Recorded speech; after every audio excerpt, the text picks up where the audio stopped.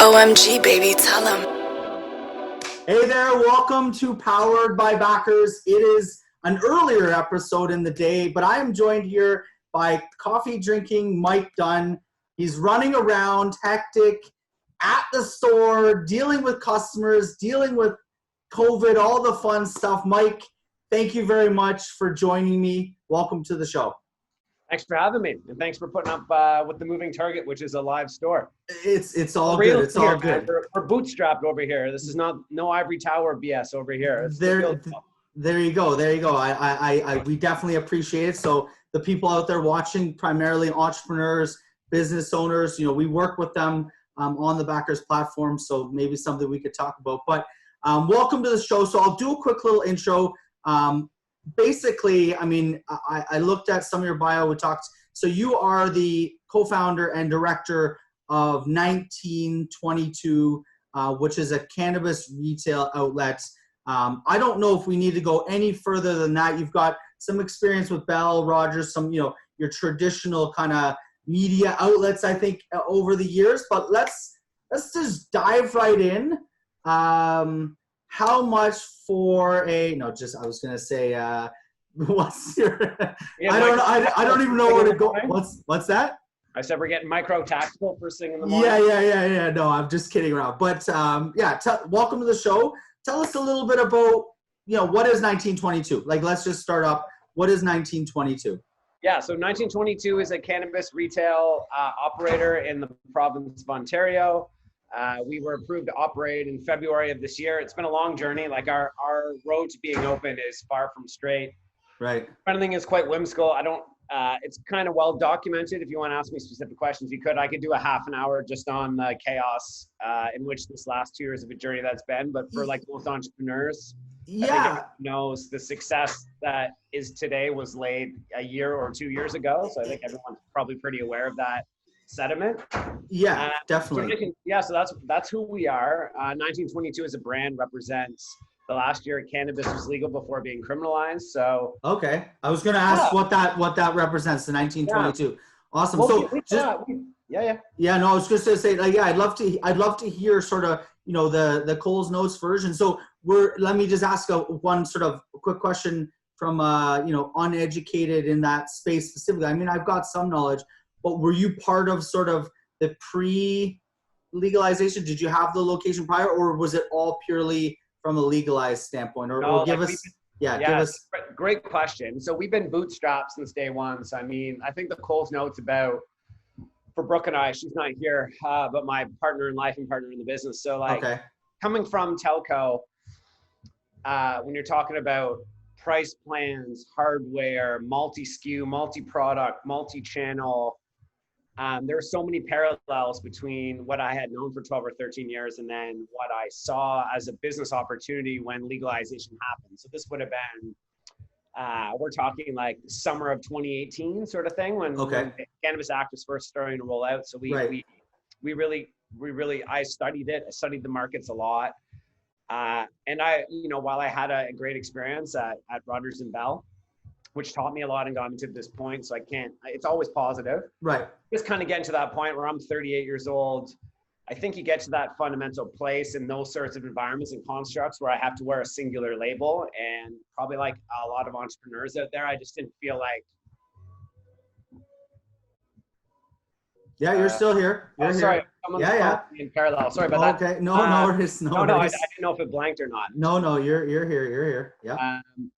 So I totally lost where I was, my train of thought there. No, you were just saying this, you needed that singular construct. You were looking as an entrepreneur. I was struggling with that, right? They wanted me to wear a label, and I didn't really think of myself as a singular entity at this point, being 38 years old, like I don't have gray hairs in my head. For me, I feel like I'm entering my prime, like I'm not a little kid anymore, but, I'm not an adult. Brooke and I had made strategic decisions in our life to not have kids at this point. So we were able to do some things riskier than probably the average person at our age group. Right. So, for me, that was kind of a path that I was looking for. It was like, okay, how could I do something for myself versus keep going down this kind of corporate ivory tower sort of experience, which had been fun, but it was just, I was falling in love with it. It doesn't work fun anymore. It was becoming mundane. The experiences weren't new. The opportunities weren't new. And it just kind of was sucking the soul out of me. Like, I mean, like, look at me. I'm not the guy that is going to fit into that box anymore at this point in my life. So have you grown out the hair a little bit? Is that you mentioned you're the second coming of Jesus, and I threw out the Jesus was an unarmed black man, which is the slogan on t-shirts. Have you noticed your lifestyle or your personality, or like you've been able to kind of open up a little bit, especially the industry you're in, or what? Because obviously you're coming from Rogers Bell, very. I mean, like as a Canadian, doesn't come much more. Aside from the big five banks, I don't know if there's more corporate than Bell and Rogers, right, in Canada. Yeah, well put. So I think I was, it's like one of those things. I was just struggling with it a little bit. When you're younger, you just toe the line because there's so much in it for you. Like I mean, personally, professionally, financially, there's motivation to wanting to adapt and wanting to fit into some of those constructs. And then as I kept getting older, it's like, I'm just figuring out who I am and what I am type of thing, not to go on like crazy spiritual, like rant or tirade or anything like that. But it was becoming less and less motivating for me to be in that environment. I was blessed to have been in it, but I think it's just perspective. So I think, well, it's led you to this point, right? It's given you that foundation. So you now know how to, I was looking sort of at your bio, like you were, just give people sort of a quick background on what you did with Bell and Rogers, like more on sort of B2B, B2C, like essentially the distribution side, right? So I'll go just like broad strokes. I was in telco for 12, 13 years. I can't even remember now. So predominantly had experiences in the marketing department. So what I mean, marketing, not like Marcom, like core marketing, nuts and bolts. So like revenue, operations, projects, basically managing the P&L. So generally in a lot of those orgs, the alpha teams that have the most contribution and influence, which is something that I was always seeking. Generally, you go to pricing and or a planning or strategies roles are generally like the alpha orgs in those teams. So I gravitated mostly in those organizations across working both on B2B, which is super fun, all the way from small business to federal government, like doing RFPs for the government of Canada, the province of Ontario, Quebec, so on and so forth. And then how to renew those accounts, and then all the way to the other end of the spectrum from doing Virgin, Bell, small business pricing, and B2C stuff. Planning. So, I got to do both ends of the spectrum on a mobility setting. I never did cable or any of those products at that time, but those are predominantly my experiences, which is super high pace. Like when I talk about pace and environments and just like ever changing. Well, but that was my normal. And I think what's hard, especially for Brooke, because like personally and professionally, and then in a relationship, there's obviously some complexities there.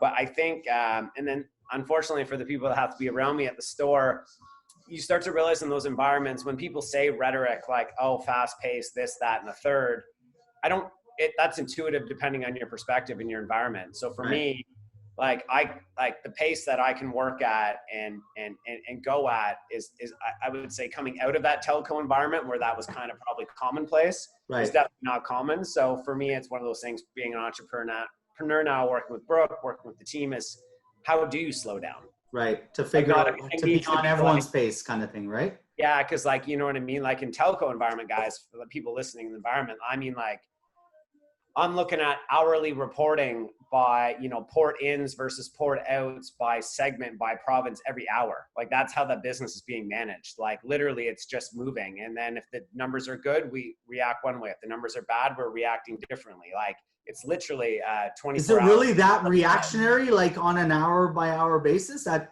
such a scale? Really? Yeah. Yeah. Interesting. So you can just imagine the level of comprehension that's required throughout the day to try to understand what's going up, down, and left, right, and center. Right. And obviously having to react to executives, because every executive that you're working with at that point is going to react differently depending on the daily. Maybe they have their own, sort of differing wants and needs and desires. Interesting. Okay, so let's fast forward. Okay, 2018, you jump in 1922. The brand, I think that's an awesome. If that was the last year of legalization or sort of the transition back. Did I just freeze? I froze for a second, but that's okay. We're back. We good? Okay. Yeah. I just froze for a second there. I got you. Yeah. I can see you. Yeah.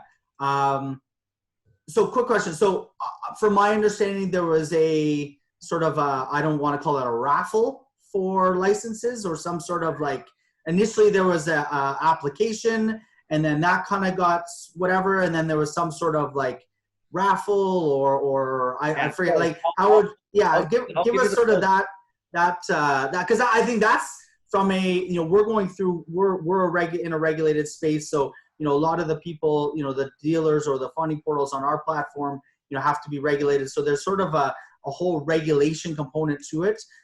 So I think it's interesting, a lot of people don't understand how to get into a regulated sort of space, right? And there's a lot of maybe unnecessary boundaries, but whatever, but there's definitely a lot of red tape that and I've encountered it with the government as well. Tell us a little bit about that experience. And so it ties back to, like, honestly, like the parallels between cannabis and telco are like, they're prominent. So no different in telco, right? Like the CRTC is up your app. Is this a family show? No, we say fuck all the time. Okay, so like you could just imagine the crazy, like basically from the CRTC regulations, just up your ass 24/7. What the public is saying, you have political agendas depending on the time of year and narratives that they're trying to pump for their convenience. At the end of the day, it's private enterprise. Like at the end of the day, people are going to make money no matter what. So, being in that regulatory space never really scared me. It was something that I was just so used to, whether it's like going from 3-year contracts to 2-year to no data, like. It was just something I was so used to, so it didn't really scare me on that capacity. Competition didn't really scare me, not like a cocky way. It's just perspective. Like you could just imagine you go to Eaton Center and you have a Bell, a Rogers, a TELUS, a Fido, a Kudo, like literally like 17 of them down the middle of the aisle, right? Yeah. So people are like, well, aren't you scared? There's going to be like, you're going to have like a lot of competition in cannabis. I'm like, that's all I know at this point. Like, and competition is good too, right? It makes keeps you on your game, right? It was literally, it's a really good point, Justin. Like someone's like, oh, there's a Tokyo Smoke opening up near you. And I was just like, it's about fucking time. Because like, like it keeps me sharp. It keeps me on my toes. If I'm not competing with anyone, you're kind of just wafting in your own little world. Like I keep an eye on the market dynamics, but like they're more macro at this point than micro, right? Like I mean micro meaning like within 400 meters of my store, it's hand-to-hand combat now. So let's fucking go. Right. Like, and that's good. That'll make you step up, like you said, right? Like for me, I need that as my madness, my energy, like worrying about what's happening at Yonge and Dundas. I mean, it's cute. I keep an eye on it, but like it's apples to oranges. Like tourists in Toronto versus living in a gentrifying, liberal, population dense community and neighborhood that I live in Old Toronto. It's apples to oranges. So I wasn't scared of all of that coming into it. In fact, it was just what I knew. But I would just say the red tape. So originally, to answer your question, Brooke and I made decisions off of let's call it A criteria. So A criteria was a free market model, a big, pretty robust list of eligibility requirements. Right. I was lucky enough to tick those boxes. But the biggest moment of truth in A criteria was, it's a really weird mindset, because I think most entrepreneurs inch closer to something, and then you kind of make a move if you're going to go or not. The difference with being a cannabis operator was it's a complete mindset flip. It's not, ooh, should I get into cannabis? The rules are designed to being like, no, you are in cannabis. You will have a store. You will have it renovated. You will have it ready to open, and then we approve you. Right. So most people would think that would be reversed. You get approved, and then you get a lease, and then you do a renovation, and then you do all these things. So they're asking you to put a lot of things, sort of, the cart before the horse. Everything. Your financial capacity, your mental capacity. Like literally, it's like I've been tortured for the last 2 years. Like literally, I've almost within inches of bankrupting myself and living on my street. Living on the street or my parents' basement again. Right. Like this isn't a joke, right? It's just like, this is fucking serious. Like this isn't just like, oh, I'm trying to do this. It's like, no, you need to demonstrate you are doing it. So our biggest moment of truth was pre-coming in. So we made these decisions, let's call it September, October 2018. So I just keep going deeper just because I was so unhappy with telco at that point, and it just started being fun again. So I studied market dynamics. I studied what was happening in the US. I started, anticipating what was going to happen here. That dovetails into being like, okay, well, what type of business will we be? Do we want to be big box store in tourist areas, or do we want to be the other guardrail, which is small, quick serve, you know, kind of like St. Lawrence Market for anyone that's downtown, like crazy little female bacon, right? Right, like get a little bit female sandwich on the way in or a little Montreal smoked meat. They got some down there, chicken parms, veal parms. I love it down there. Yes, I'm from Toronto too, so yeah, I'm Can't get too many of those, and I'm on the program over here. Lost a lot of weight in the yoga body over here, so can't get crazy with that stuff anymore. All right, but yeah, I get what you're saying. Yeah. So we started just going, and then I think I just looked at it financially and just practically being like, look, I'm not backed by a publicly traded company. I'm bootstrapped. Like whatever everyone's definition on this phone call of bootstrapped is, I'm as ghettoly bootstrapped as bootstrapped. Like when I talk, it is a fucking miracle that this store is open. It's a miracle that this company is literally even operating.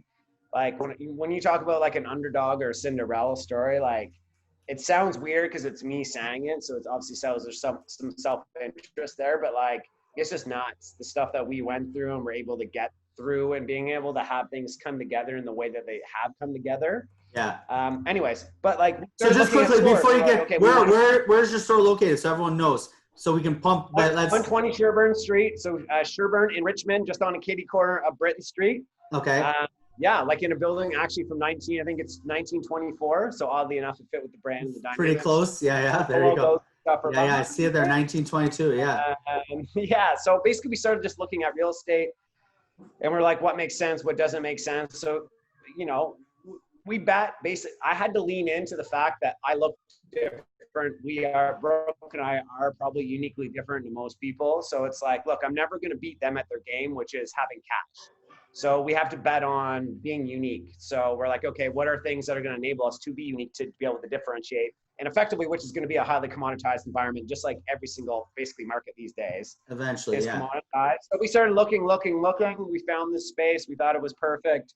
So we put our dick on the table and signed a 5-year lease, put down thousands and thousands and thousands of dollars down as down payment. Now you can just imagine, right? So like, imagine role playing, going into a property management company and being like, hey, Brooke and I want to take your location and make it cannabis. And they're like, are you out of your fucking mind? Get out of our office. Right. Did you get that a lot? Or out of 100 phone calls, 99 were literally verbatim, like literally either fuck you or click.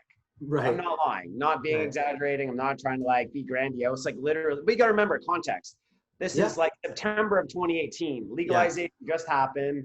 People hear cannabis, they hear illicit, they hear drug, they hear crime, they hear every bad connotation in the world because there hasn't been precedence of that not to be it. Right. So you're like, you know, I'm dealing with our property management company. And it's like, what's their decision? They can put in a Starbucks or you're going to put in a cannabis store.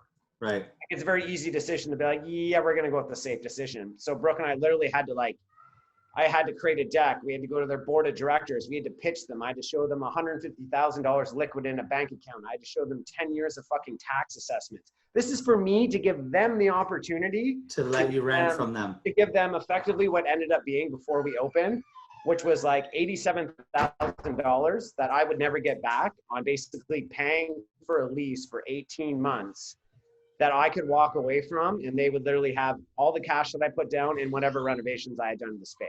Wow. So let's just put that into context. That was what I had to go through for basically to give them effectively almost $100,000. Right. Piece, right? So we made all those decisions based off that criteria. And then, so we got into this, we're in it. There's no other option now. Like we are literally in this game, whether we like it or not. You have to have the attitude. We knew it wasn't going to be easy, but basically then the supply chain shortage is happening.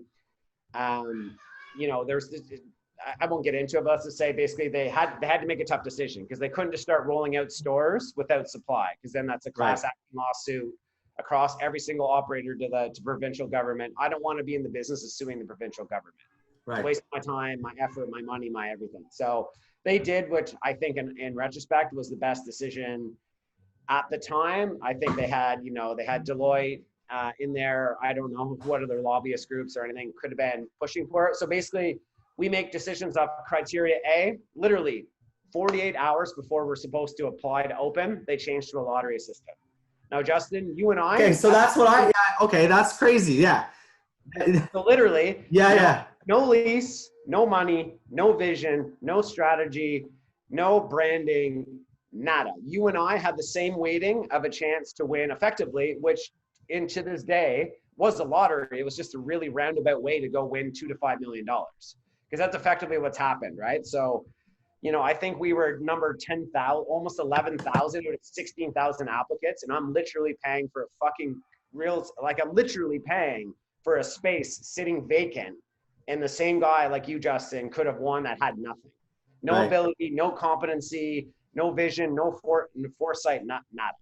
So basically we rode that, long story short, we rode that anxiety out for a year. Like literally from January of 2019 to basically effectively December, we're paying rent. Like people on this phone call, everyone knows entrepreneurs, everyone knows risk, but literally think about how mental this is. I'm literally paying rent for start of every single month on a property sitting empty, generating no revenue. Crazy. On the opportunity that hopefully this is going to turn. So you can just on waiting for a lottery. Like, so tell it, okay, let me just. So we knew eventually the lottery was going to have to change. That's honestly. Okay. So you knew that you would get it. Yeah. So we thought like, you know, a lottery could be 3 months to 6 months. Eventually this market is too big. They'll have to change the regulations back once we start to be able to have supply. And when we get to a surplus, they'll be able to open it up. So yada, yada, yada. Basically in December, they changed back to the free market rules. Hallelujah. You know, because you can remember, like, these are dark days, right? Like, emotionally, to lose a lottery in January, basically wait till July, have to go through a lottery again. This time I have to have $300,000 liquid in a bank account. I have to have a $50,000 pre-approved line of credit, and I have to have a bank account. So everyone just thinks like, oh yeah, okay, the money part. But you guys got to remember, no bank aside from BMO does cannabis banking based on their internal bylaws of the American Interest in Money. They just can't. Right. So it's like everyone just thinks like, oh, Mike, just open a bank account. I literally have to pay BMO the opportunity to bank with them, even though we had to go pitch. Like, I felt really proud of it in the moment. I'm not sure where it stands, but like, I think we were one of only 3 net new clients they took on. But like, we were meeting with their executive team. We had to make decks. We had to pitch them while we were serious for them to give us a bank account. Yeah. Again, I'm paying them to be able to bank with them. They don't lend me any money. Everything is cash backed. Literally, I have a BMO corporate credit card that's cash back for $10,000. No lines of credit, no equity. I literally have a shell of a bank account, and that's the relationship. Right. Wow. I'm not throwing shade at them. I'm just trying to lay context of like. Yeah. Oh, I mean, at least they were the only ones that even allowed it, right? I mean, the others were just. Right. So for me to be able to apply for this lottery, I have to have the bank account. It can't be in Mike Dunn's name. It has to be in 1922's name. So you go get the money, and they don't know how to do this stuff, by the way. So they don't know how to do the letters that the government wants. They don't know how to do a pre-approved line of credit. So the banks are sitting back being like, AGCO, like, what the hell are you guys doing? Like, you didn't ask us about this. You're just jamming this down our throat. Anyways, yada, yada, yada. Imagine that, like literally trying to find $300,000 to be able to get through, to be able to do the lottery again, and then to lose it for the second time. Wow. Like, you can just emotionally, you're just shattered. Like, you're like, what the fuck am I doing with my life? Like, how much more can we do with this? So Brooke and I got to our tipping point. I think it was like September. We were driving to Queens. She went to Queens for undergrad and her MA. And I think it was one of her profs was retiring, her department lead was retiring. So we went down and it's like, babe, I don't think I can do this anymore. It's just like, there's no light at the end of the tunnel. I don't know what we're doing. Like, literally, I just can't do this. You got to remember, guys, like, I'm doing all this at Bell and still performing, right? Like, so you were still working sort of. I'm still working at Bell. Like, okay. Like, at least that kept you a little bit sane, right? Yeah. That's what I'm saying. Like, it's not just, I'm in a very high paced, intense exposure. Like, our roles in pricing are the lead. Sales is very important. Don't get me wrong. I just meant like in a marketing context, like contribution influence that's an A1 job. So it's not like I can just be fucking dogging it 24/7. Like, literally, this thing's taking up 70 hours a week out of my life on repeat. I'm working Fridays, I work Saturdays, I work Sundays. Like, dude, Christmas Day. So you were pretty burnt out? My family fucking making dinner, and I'm literally with my team making price plan changes for Boxing Day. So this is put that into context. It's not like this cannabis thing's just like my only focus. This is literally on top of all of that. Wow. So I forget where I got sidetracked there. You were in Queens. You were in Kingston. Yeah. So, and I was like, hey, babe, like, what are we doing? Like we got to make a decision. I can live with trying. We tried everything. Everyone at this point, you're so on a cliff edge. Like, I think any entrepreneur probably gets this comment and they probably struggle with it. I really struggled with it. I think especially emotionally is that like, not only did I not have a life, even if I tried to hang out with my friends, they just don't understand. Now that's not because of lack of trying or wanting to. It's just, you have to be like any entrepreneur. Like, if you haven't gone through it, yeah, no one can tell unless your dick's on the table. Yeah. It's just, you know what I mean? Like, you don't understand the weight. You don't understand my words. You don't understand the pressure. You don't understand the anxiety. You're doing the right thing as my friend, which is smile pumping me, which is what I kind of needed in the moment, but it's isolating that way. And then on top of it all, you're like, I don't even know what we're doing with our lives. So anyways, we were like, hey babe, like we got one or two. There is nothing like being the loneliness of an entrepreneur in the uncertainty, especially the early stages of a business, or as a business is failing. I mean, I've been involved in a business where, staring at, over $1 million in debt, sort of looking at it going, the fuck are we doing here? 12 staff, and it's like, so I would have said, where do I go from here? Right. So my ego would have told you 3 years ago, I knew what that meant because I'm in business and I'm in telco and I manage a $4 billion P&L and I fucking know things. Right. And then I would literally take that 3-year-old version of myself and literally drop kick myself in the face with just the lack of complete fucking delusion to think that I knew what it was like for people on the other side. Like literally that's been my journey kind of, in every capacity. That's interesting to see the dichotomy from huge corporations, sort of like, as a cog in that wheel, to now you are the cog. Yes. So you're the wheel, you're the cog, you're the cart, the horse, the saddle, everything, right? The road. So isolating. Yeah. So it's so much to work through. So I was like, hey babe, we can do one of two things. We're either pulling the plug. Everyone already thinks I'm fucking nuts anyway. Like, you can just imagine, right? My family thinks I'm nuts. My friends think I'm nuts.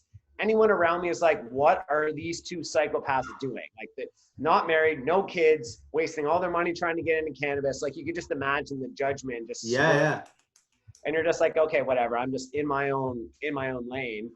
And then basically we're like, okay, we're either going to double down and start renovations blind, because I know by January, March to the latest, if this thing doesn't turn, literally a $4 billion industry is going to crumble.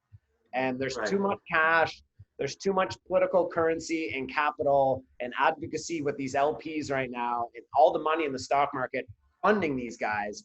This thing cannot crash. Distribution is the bottleneck in the funnel. They got to roll it out. So babe, what do you want to do? We've already wasted 80 grand. Should we just go and blow it to 200?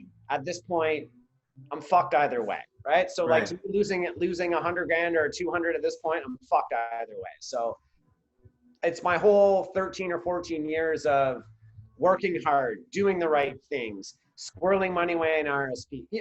I'm doing what I've been told to do in those scenarios, and I'm literally just hemorrhaging that money away. Risking it all kind of dream thing. that I don't even know is a real dream or if it's just a fantasy at this point. So we doubled down, man. So in September, we started doing renovations and literally just started going down and started getting there. So basically when the news came in December of 2019, that in basically, I think it was January 6th, you could apply as an operator to open.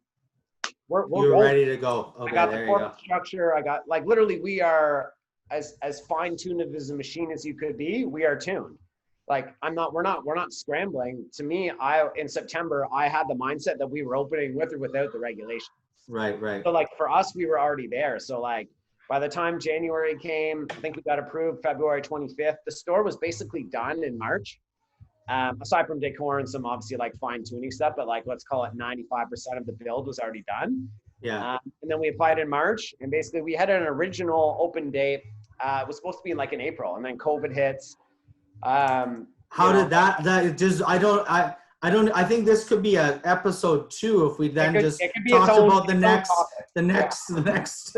Yeah, we'll save that for the next episode 2. We'll come back in October, episode 2. Mike Dunn and Justin Fox talking about 1922 in 2020. But basically, right? So so then we were ready, and basically we opened the yada yada yada, if you will. We opened up on June 12th, so like smack dab in the middle of COVID. and here we are now. We're like 3 months in, just past 3 months. Things are really starting to build, which is fantastic. The team's really come together. I think Brooke and I as a management team have really come together. Everything's just really starting to hit, and we're just entering the hockey stick of growth now. Yeah, that's everything awesome. we always wanted. And yeah, I mean, like literally things are great. We've had to go through and raise more capital to be able to fund the growth, which is a great problem to have. We got a great new partner who's just joined the team, which I think in the immediate term is offset some of our blind spots, because my other partners are more CPG based and entrepreneurs, so they get it. So I think our blind spot was more finance, accounting, let's call it cash flow ability to be, because I think he would define it. I'm going to steal this from him, but like he would define basically the two elements you need in entrepreneurship is air, meaning people in the business, and cash flow.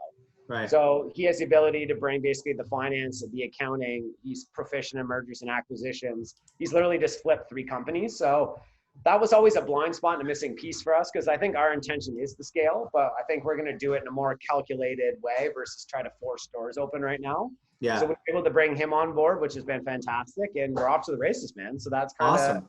That goes to the backstory of kind of like everything we've gone through to the present. That's amazing. Well, I mean, congratulations on making it this far. I would assume, and I've said this a million times and talked to a lot of people, 99% of people would not have gotten where you've gotten. No, actually, probably 99.9999% of people would not have gotten I'll that be far. honest with you. Yeah. No, I appreciate that, and thank you. I wouldn't be here either if I didn't have that goddamn lease. The lease was the only thing keeping me in this. Our mindset was like, look, we have to make the best out of this dumb decision. Right. And that's the only attitude. That's the only mind frame. I'm sure all the entrepreneurs or anyone on your podcast have all faced those moments of truth. And it's just like, you just got to make the best of it. There's no fucking whining. There's no crying. There's no plan B. There's no plan B.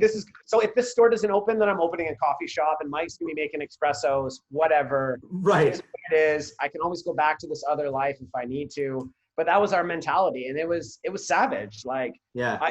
I don't know if I would recommend, like, our story is probably pretty unique and whimsical in its own way. I don't know if I would advise anyone to put that much risk on the table. I mean, this is levels of just literally just being idiocy, right? But think about 20 years from now, you'll be able to tell this story when you've got, 25 locations across Canada or North America or whatever, yeah. And you sit down talking to around a campfire or whatever, around I don't know, resort, just talking about whatever, right? I hope that's how this journey ends. It's definitely, to be honest with you, we're so in it, Justin, like, yeah. It's hard for us to, honestly, dude, it's been like 3 months. I think we've had like 3 days off. I can't see the forest in the trees anymore. We're just so in the moment that I don't really think we've had time to like soak up what you've accomplished, what's happened and what's happening. Yeah. It's like a series of compartmentalization. Like, it's just like, survive the morning, afternoon, evening, close, literally get home at 9 o'clock, die, wake up, try to go to yoga, repeat. Like, it's not, don't ask me what's happening 3 days from now. Don't ask me what happened 2 hours ago. It's just like, this train's just moving forward. I'm literally just trying to keep on the track. Sometimes that's the fun train to be on though, right? I mean, a lot of people would look at that maybe. I mean, I'll give you some perspective I've sort of been in similar situations. I've not quite as hectic as what you've gone through, but I've stared, the abyss in the face kind of thing. And sometimes you don't realize a lot of people look at what you're doing and the kind of the energy that you're able to have and the enjoyment, they wish there's people out there right now sitting in your job that you were doing 3-4 years ago, just like you. And now, like you said, you can look back and be like, I want to drop kick that guy in the face for the experience and the fun. And maybe fun's probably the wrong word. The experience and the life development and the kind of growth that you've experienced that you can't get any other way, right? You just hit a nail on the head. I think that's the toughest part for I know for me anyway, I don't want to speak on behalf of Brooke, but like the last 2 years have been like, when you say developing and growth, and like just being comfortable with being uncomfortable, there's no going back. So I mean, like when we alluded to before, like how isolating and lonely it is, it's just hard because like I'm no longer the same dude I was a couple of years ago. I can't unsee things. I can't not have the experiences that I've had. So it makes things very unique and different now. Like even just, you know, my personal relationships with people, you know, friends, family, everything else. Like it's, I feel bad in a lot of ways just because like, I just haven't been present. I carry that guilt. Like I just haven't been present. I really haven't been there. Like, fuck, I missed my cousin's wedding this weekend because of some unforeseen circumstances here on a Saturday. And it's just like, it's just been hectic, but it's just like, this is just the blinders on. This is the road. This is what it needs to be for right now. But it's, it's life altering though, right? It's life altering. It's giving you perspective. I think, you know, you talk about the whole wokeness. I think if everyone tried being an entrepreneur for, you know, a day or a year, and they would see sort of perspective of what hard work maybe is, I think people, it might open like some what people. it goes back to like fast paced, like what is hard work? It's an interpretive comment depending on your perspective. Like, like to me, hard work, if I could like describe it, it's literally working fucking 15 hours a day. I get here at 7, I leave here at 10. Don't ask me what happened in between. Don't ask me if I ate, drank water, literally that for 6 months straight. Like to me, that is hard work, but like that may sound like empty words to some people, but I'm like, I challenge you to go live that. Go wake up at 7 and come home at 10:30 and go do that for 90 days straight. And then let's have a conversation about what working hard is. So kind of, I alluded to that before. Like it's hard for me to even have relationships with my friends because like, oh dude, like what's up, having a beer, and they're like, oh fuck, I'm working hard. And like for me, it's hard not to be triggered to be like, what the fuck is hard? I was about to say a specific executive bullshit and left at 5. Like, oh fuck, that's hard. Or teachers. I was gonna throw teachers. I have a lot of teacher friends, but it's like, you know, you got there at 9 and you go home by 3:30, right? You pick on them. I don't need any trolling. I'll pick on the suits, but you pick on them. But you know what I mean. Challenging. I'd say like the last part about the comment though is I always knew what this is gonna represent for Brooke and I. Like this is my life's work, right? Like this literally is like on display for everyone to see, which is vulnerable and crazy in its own. Sort of your legacy, right? You'll leave it as a legacy as you build it up, right? Like it's hard to comprehend all of this in the moment, but what I think we underestimated or not necessarily understood was that it was our opportunity, but I didn't realize how many other people were feeling just as stifled. And if I'm super like practical with you, like, you know, I'm not proficient on doing commercial renovations to both building code and AGCO standards. Right. And there are very few people in this world that could say that they have that proficiency. Like literally I could probably count them on 2 hands. That if you work for Tokyo Smoke and Fire and Flower and Hobo, there's a couple people that can raise their hand, but generally speaking, I'm talking like, you know, a year ago or like, you know, 6 months ago type of thing. So for us to basically be like, okay, well, we have to make decisions. Should we hire a contractor and designer that have the ability and have the experience to be able to check these boxes? I don't think their ceiling is anywhere capable, but I'm going to hire someone I trust. Or should we, while we're already being lunatics and already on an edge, should we just start rolling dice on hiring people that effectively are in that moment are so far over their, I wouldn't say so far, but like they're over their depth and their knowledge, but I believe in their skill, their absolute ability, but they've just never been given the opportunity to take the chains off. Like they've been micromanaged, shackled, doing things to that extent. So for Brooke and I, it's like, listen, we have a framework, we have a philosophy, we have a pretty, you know, we would define the box, but like within that box, you got to remember, I'm at Bell. Brooke, I should have plugged. She has her own small business called Silversides Communications. Like this isn't our day job. So like when we're hiring people to go do things, I don't have time at 2:30 to be like, where would you like the electrical plug to be? Should it be over here? Should it be there? What should we do? It's like, fucking figure it out. You know what I want to do. You know where things need to go. I'm empowering you to make decisions. Go. Right? Like I don't have time to give you requirements on a daily basis. Because I think anyone that's ever had that experience probably knows, or anyone done a home renovation can probably know that because it's just the industry. Like you don't want to give someone latitude and then all of a sudden they don't do it the way you like it and you yell at them and then you get like, so we hired a guy named Ryan Gibson, Against the Grain, plug for him, like a kid. I don't want to call him kid, sorry, that's patronizing, but like just slightly a little bit younger than us, talented as all hell. but never been given the opportunities. So we're like, fuck it. Like, if we're going to keep the Cinderella story going, let's hire the unknown underdog. Right. And literally this space, everything that you see that the light touches is him. Like, to see what he did with that opportunity that he had never been given before is literally like, we're so proud of him. And very people will ever underestimate, like, building something to legit building code is like, if you can do that and you have proficiency in that, like, you're a hero to me. Right. On top of that level of like standardization and absolute perfection, you have the AGCO standard on top of it. Okay. Right? You just imagine, like, literally. So is literally that more around like security or like monitoring or everything, really? Like, you would come in. Like, what do they care about foundation and shit like that? Or of course, everything fucking matters. Like, for you, if you came in the store, you'd be like, cool, I just bought weed and left. Like, you wouldn't even see the level, like how Brooke and I had to think, or Ryan had to think. And the same thing for our branding and our designer. Like, we hired Devin Wilson to do, we loved his art. We love what he does. We were thrilled that he would even take us on, but it's the same thing with him. Like, we just gave him an opportunity to be excellent. And I think that's the same platitude with Ryan. Like, just be excellent, guys. We're hiring you to be excellent. So the sum of the parts of like how this thing, Brooke and I were the driving of the train. I'd say we were the engine, but like, we decided just to pick talented people and throw them on the wagon. This could have easily gone wrong. Yeah. But I don't know if you want to say we got a horseshoe up our ass, or we maybe in hindsight, maybe we were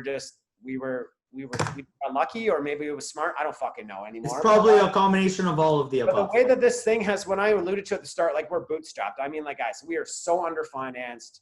We literally are just like, but the sum of hiring excellent people that had pretty loose requirements or briefs, if you will, of what we wanted, and literally us stepping back and letting them just be excellent and doing what they do.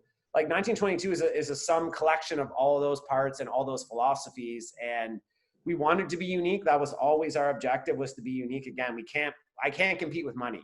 I just can't.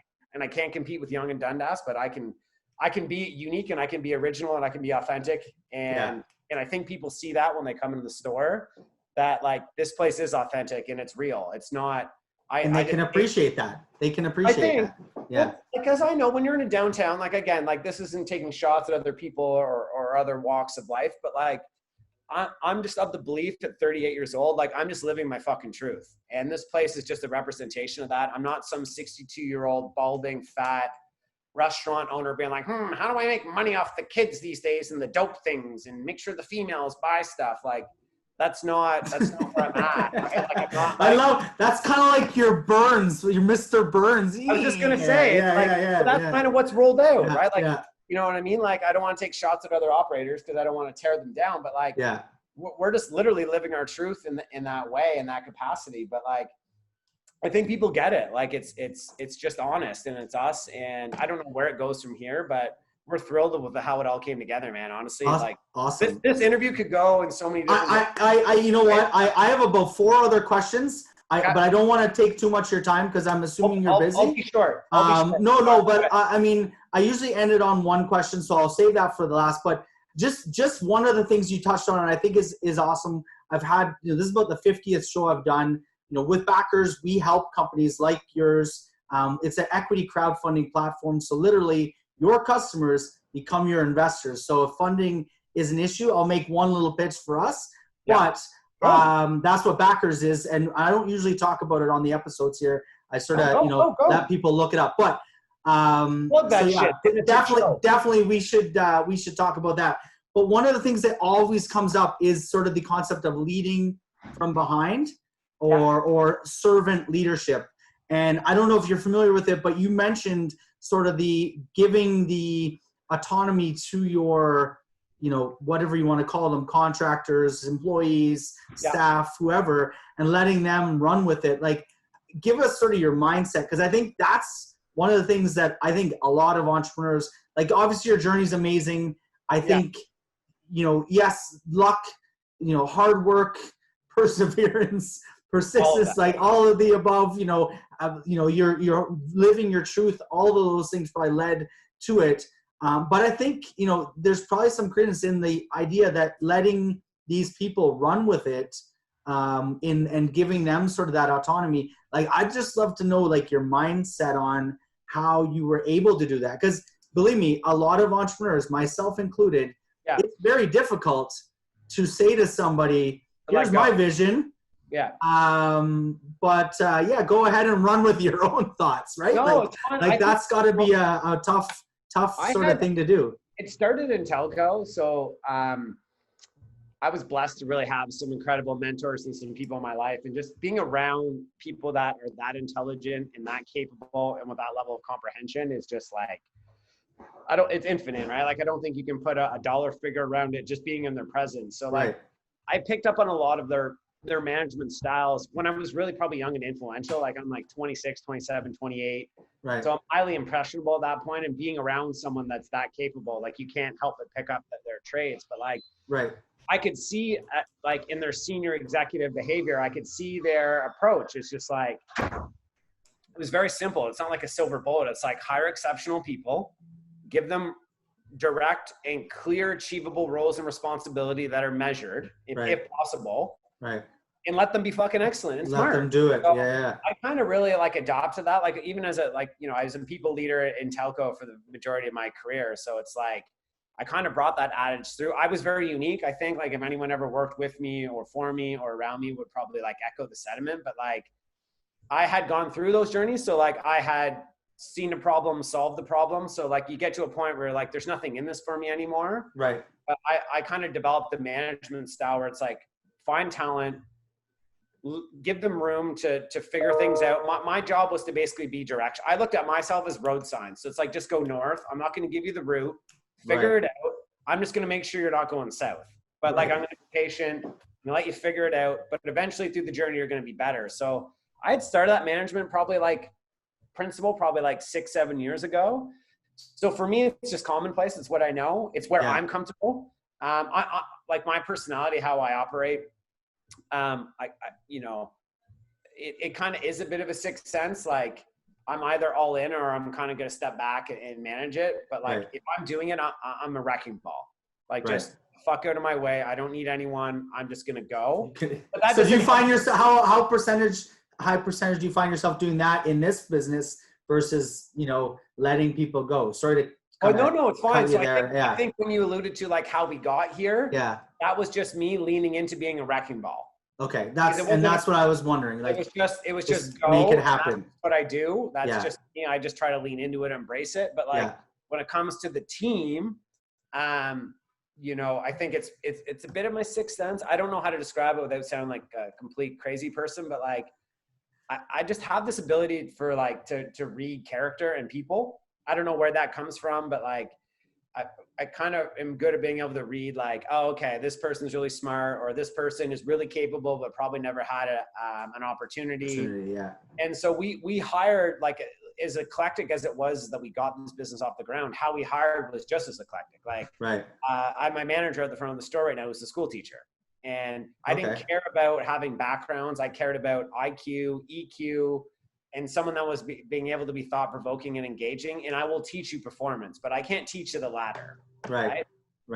Sorry, the former. You either have it or you don't. And so it's kind of, so at this point, it's my personal development is to slow. I alluded to at the start, like slowing down, being patient, letting them get there. But like, ultimately, I firmly believe by me being able to slow down and letting them do that, and even like to make mistakes. Like, we've made mistakes here. They're not catastrophic. Am I at a point where I can leave money on the table? Probably not. But like, that will pay dividends for me in the future so much more from them learning through mistakes. For me saving them from making it.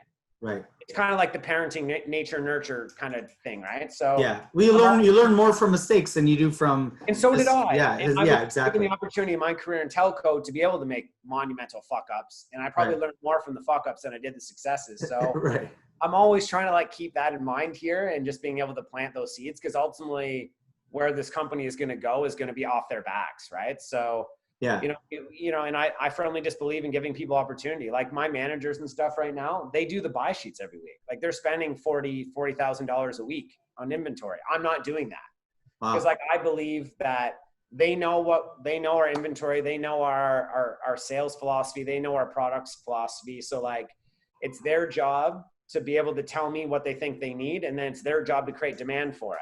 So like, if I don't give them the opportunity to do the left and the right, we'll just never have any synergies. I'm just going to be buying product and trying to ram it down their throat, and they're not bought into it. Right. It's kind of, you're just always in conflict. And so I'd say we're a new age company, man. Like, I'm not going to operate awesome. 1978. And that was what I left at Bell. It's like a new company that tried. Sorry, what was that about 1978? Yeah. Oh, it's just like, that's how they operate. It's just like, we might as well. I was going to say, that was the year I was born. Oh, you weren't born in 78. 78, yeah. Like, the mentality in some of these places are just like, we're going to mask it in trying to be like young and innovative, but the core of the culture is just literally the 80s. It's just like, guys, it's 2020. Yeah. Like, I'll give you an example. Like, coming into COVID, no work from home policy. Are you kidding me? We sell fucking air. You sell communications, and you can't. And you can't have a communicate people. Yeah, like, exactly. Jesus Christ! Like, talk about a walking contradiction, right? Like, right. I get it, but when you work at a place for 20 years, that is your perspective. You just think that's normalcy, right? So like, I can't throw judgment at people. It's just, if you're doing something for 20 years, that's just your perspective. Right. I wonder if Zoom had a work from home policy. Right? That'd be ironic. Irony of all ironies. Zoom has no work from home, right? What? I love being here, Justin, my man, but if I have to sit in another goddamn Zoom call, literally. By the way, whatever happened to, what was the other friggin' big app company that used to do all this stuff? GoToMeeting? GoToMeeting, why am I blanking on this right now? I almost want to say Napster. Oh my God. Napster's the music. I know. That's from back in the day. Whatever the platform. Ask a 20-year-old about Napster. I actually had a conversation with about an 18, 19-year-old about Napster. No clue what it was. Yeah. But anyways. Gotta love it. So yeah. So I think that question's down. What's next? Cool. Well, so I'll end it. So I think perspective is kind of, what you've kind of being able to change perspective. But so don't use that word. If there was one word, I usually end it on this, and I definitely appreciate you taking the time. Like, I know we tried to do it on Friday, and hopefully, everything works out there, as you said. But if you could pick one word or one piece of advice and go speak to a younger Mike Dunn, or give that piece of advice, what would that one word or that piece of advice be? Probably just perseverance. You're like the 30th person to say that. That's the word. Yeah. I think so, because like, in this day and age, what is patience? Like, let's break it down. Like, I'm a 20-year-old. What is my perspective? I'm horny, I swipe right. I'm hungry, food comes to my door. I want to watch TV, I fucking binge it. So like, it's hard to be able to say to someone. That's literally 2020 in a nutshell. Right? Like Uber Eats, Netflix, and Tinder, or whatever. Well, just to say to someone, yo, you're gonna go date this girl, but it's gonna take you a year to be able to like date her. It'd be like, what are you talking about, bro? Like, so I think it's you have to build up the confidence to call her, or like what happened to that world, right? So it sounds like a rather convenient, and I hate to be the ordinary answer to it, but I think it's just like, man, like, when I mean perseverance, I don't mean like a day, a week, a month. Like, guys, like, I'm 24 months of fucking pain. Yeah. Like, literally carrying around a 200-pound backpack of anxiety and stress and just sheer crazy on my back for 2 years. So like, you know what I mean? Like, everyone wants it, but it comes to a point to be like, what is your definition of want? And like, what are you willing to do to go do that? To get it, it's almost like being comfortable with being uncomfortable. Yeah. There's 100%. So many people that are just so not willing to be uncomfortable in this day and age. Yeah. No, right? It's like, just turn it down. So 100%. Maybe that's where the yoga came into all this, because yoga is just as uncomfortable. So maybe all this serendipity kind of came together. But how often do you do yoga? Literally do it every day. Every day? For how long? Like, just do it yourself, or? I'll be honest, I'm not really I've never done yoga. No, well, it's just like, you're going through so much angst. I think there's one or two ways. Like, literally, I'm under that much stress where it's one or two ways. I'm either going to go to substance to be able to cope, or I'm going to be able to go down a more progressive way of doing that. So luckily, yoga ended up getting into our life in that community and those friends and those people. But like, you start to hang out with people that are like, when I mean willing to do it, we could even use the workout analogy. Like, what are you willing to do? Are you going to go to a 40-degree room and do a 90-minute Bikram class? Right. 3 days a week? Because that's work, man. Like, you get through one of those things, like, every single person in that class, I would dab them up being like, respect, man. Like, there's very few people that have the testicle fortitude to choose to want to do this and do it and to do it to make like it through it. level. So like, you know, all those things kind of come into one, but I think that's how we were able to balance the stress and the pressure and the anxiety, which is like 2 or 3 hours a day of almost trying to have your mind off. Yeah. Versus I could have easily gone the other way. Like I could at least just went down the drink. I'm not a big smoker. So if anyone's like watching this, like I'm not a big pothead, like, or whatever, like thing you have. I'd say Brooke is more probably the expert on consumption. Right. I'm very much a basic generalist when it comes to it. Like, you know, I have to know it because it's my career now, it's my day job, but I'm not like, I'm obviously pro advocacy for it, but like, I'm not the dude smoking like 100 joints a day type of thing. Right. I do it out of necessity now, but like, I think you get to that fork in the road. You've probably been there too, Justin, where you're like, oh shit, right? Like, yeah, you got it. Straight, almost an option, right? Yeah, no, definitely. Well, Mike, I'd love to do this again sometime soon, maybe even come down, connect. So we should definitely connect, but I really appreciate you being on here. We've taken a lot of your time, so I really am thankful for that. I'm going to have to check out yoga because my wife's done it a little bit, but I've never really tried it, at least not recently. Everyone's got the advice from their release, but for me, I just needed 2 hours of trying to have my brain off. Yeah. Because you can imagine, and again, guys, like anyone hearing my story, this all sounds like insanity. Don't forget, I still have a day job at Bell. You still do it now? So no, thank God. I was going to say, so I'll end it with that. What day did you quit Bell? Oh, good question. Shit, I'd have to look at my calendar. It was like, pretty much 2020 or? Yeah. It was pretty much like I worked at Bell pretty much to the day almost up to opening this joint.